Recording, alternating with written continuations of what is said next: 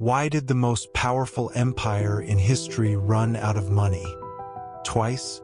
At its height, the British Empire ruled over a quarter of the world's population.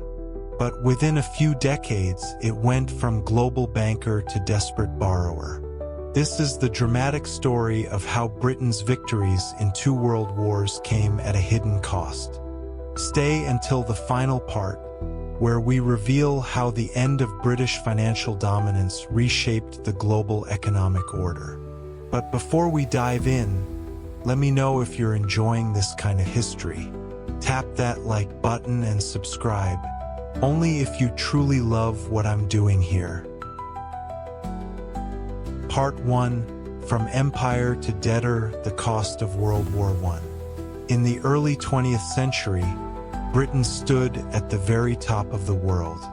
Its empire stretched across continents.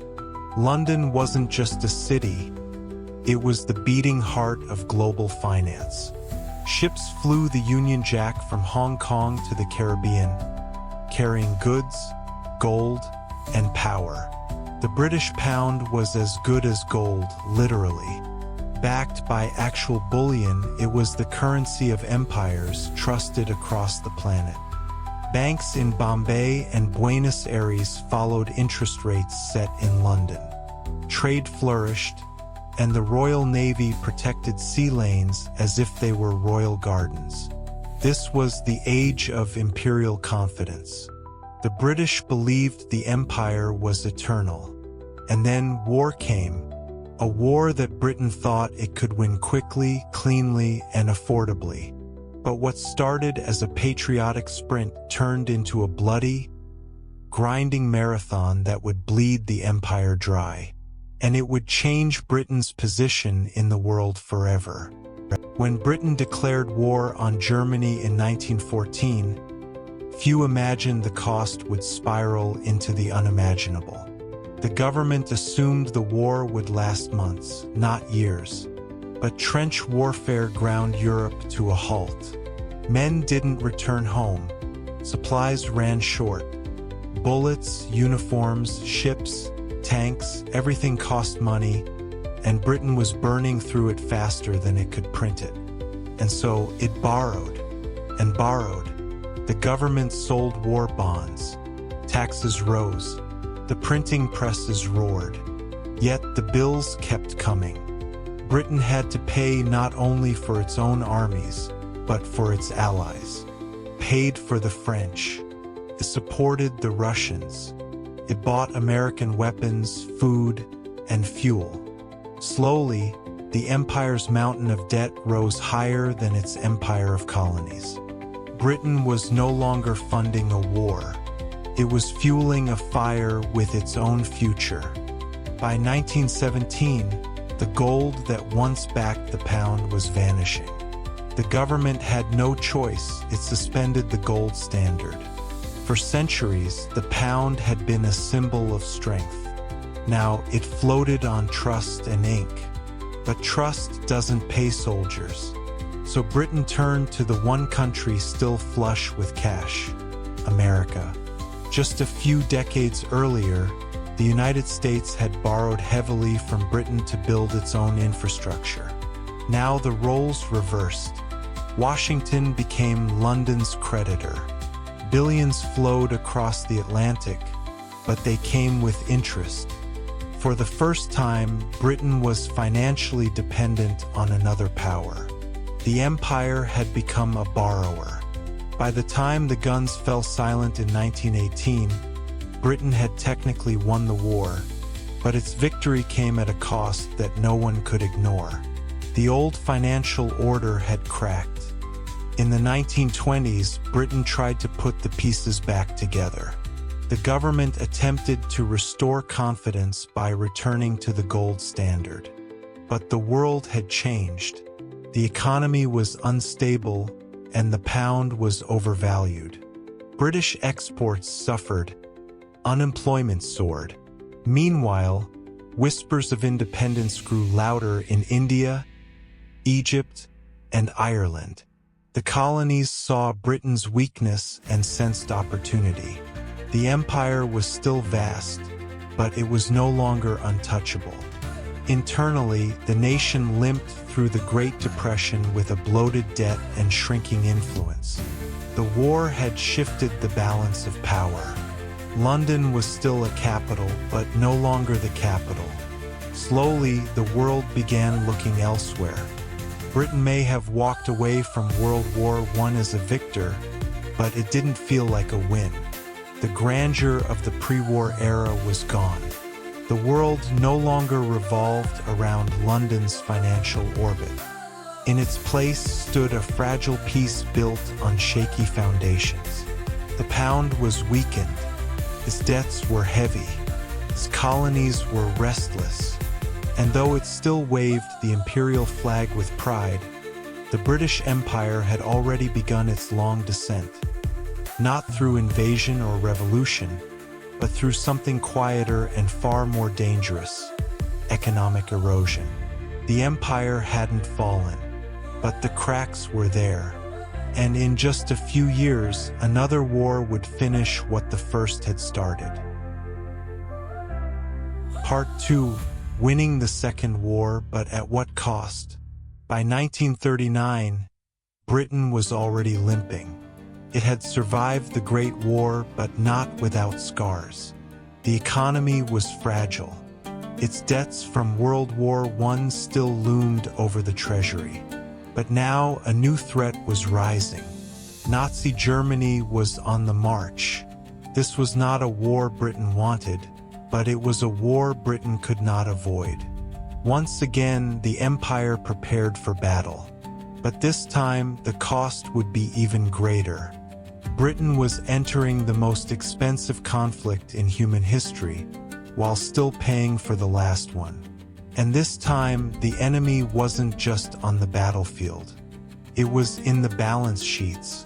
It was in the warehouses that sat empty.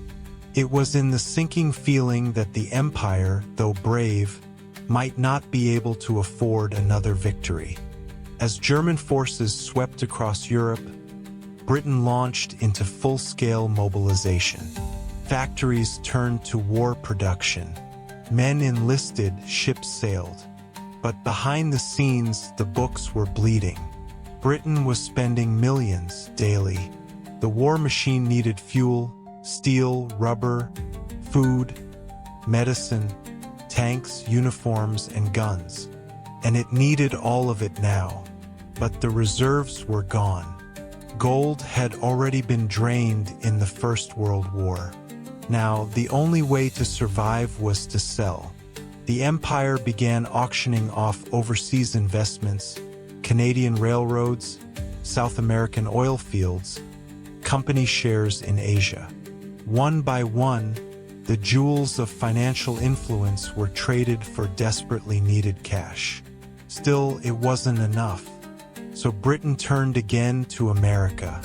Washington introduced the Lend-Lease program, a lifeline that came at a price.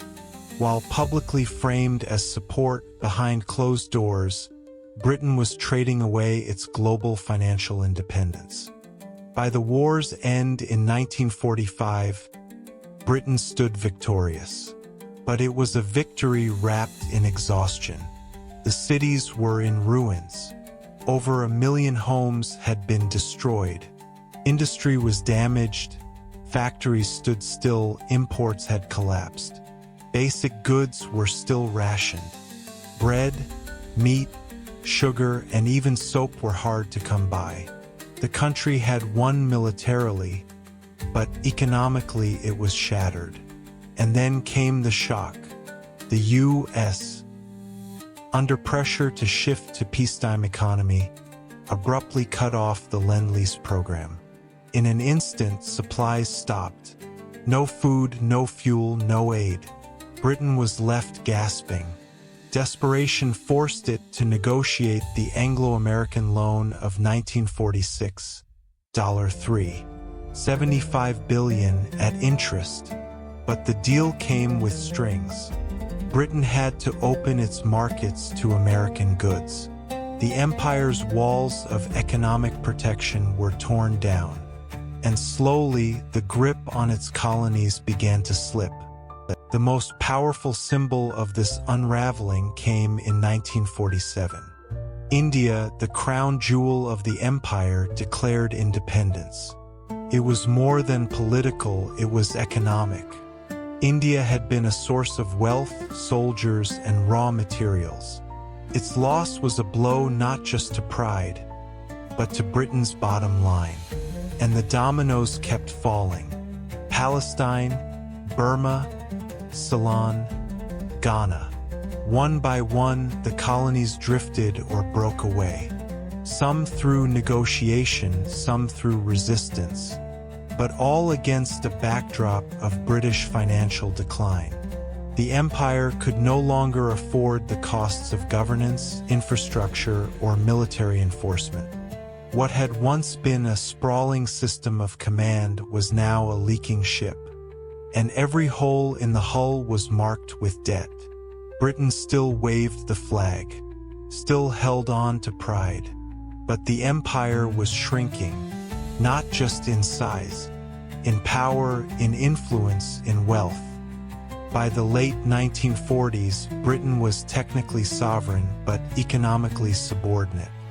It had beaten Hitler, but the price was staggering. The pound was weakened. American dollars ruled the reconstruction of Europe. The Marshall Plan flooded Western Europe with American influence. London, once the center of global finance, was now a client. Quietly, Washington became the new economic capital of the world. The U.S. had not just won the war, it had bought the future. Britain, in contrast, had mortgaged its past. And though the empire still existed on maps, its foundations were eroding from within.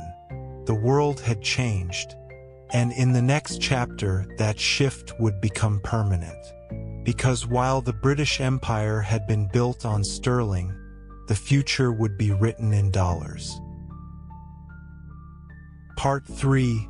The Fall of Sterling: How the Dollar Replaced the Pound. In the aftermath of World War II, a new financial order was born. In a quiet resort town in New Hampshire, world leaders gathered to build a system that would prevent another global collapse. The result was the Bretton Woods Agreement, and at its center stood a surprise victor, not just of the war but of the global economy. The United States emerged with 2/3 of the world's gold reserves and an industrial machine untouched by bombs.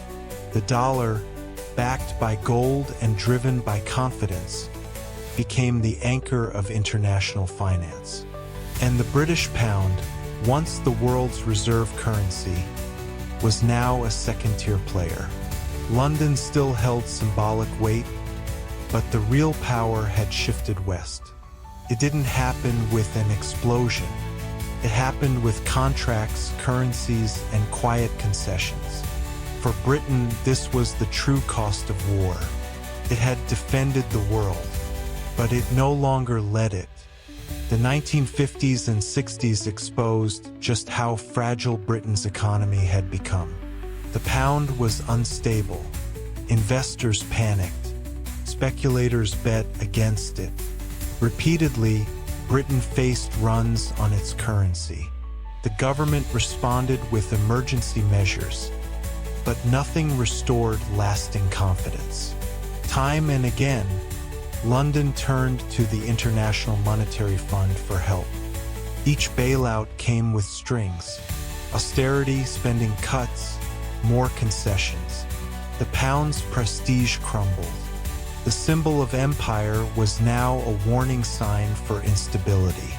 No longer was it the currency of empires, it was the currency of an overextended, shrinking former superpower. And still, Britain tried to maintain the illusion. It still held colonies, still spoke of influence, but the foundation had already cracked. And then, in 1956, the illusion collapsed for the world to see. The Suez Crisis was a political disaster, but it was also a financial one. When Britain, France and Israel launched an invasion of Egypt to reclaim the Suez Canal, the world watched in shock. But the real blow didn't come from Egypt. It came from Washington. The United States, opposed to the invasion, threatened to crash the British economy. It held the keys to emergency loans and access to dollar reserves. And it used them. Britain had no choice but to withdraw. The canal was lost. But more importantly, so was the empire's last illusion of independence. The message was clear. The pound could not stand without the dollar. The empire could not act without American permission. A former lender to the world had become a borrower with conditions. And in 1967, that dependence was confirmed when Britain was forced to devalue the pound, another blow to its credibility. By the 1970s, the British economy was struggling to breathe. Manufacturing declined, inflation soared, labor unrest grew. The government could no longer sustain the costs of empire or the myth of global dominance. Former colonies were now sovereign states. Military bases were shuttered. Diplomatic reach receded. And still, the debt hung overhead. Britain had built a vast empire, but it had spent even more defending it. The balance sheets told the truth no one wanted to admit. The legacy of world wars, mounting loans, and global overreach had transformed the world's richest empire into a nation managing decline. While America built highways, Britain tightened belts. While the dollar became the universal language of trade, the pound became a relic of another era, respected but no longer central. The British Empire did not collapse in a single day. It was not overrun by enemies. It did not lose all its wars. It fell quietly, through budgets, bailouts, and unsustainable promises. The story of Britain's fall is not just a political or military one. It is economic. The empire that once measured power in pounds and pence was undone not by invasion, but by insolvency. The wars were won, but the treasury was lost. In the end, it wasn't revolution that brought the empire to its knees. It was the bill. And as the sun set on Britain's global dominance, one truth became clear. The greatest empire in history was defeated, not on the battlefield, but on the balance sheet.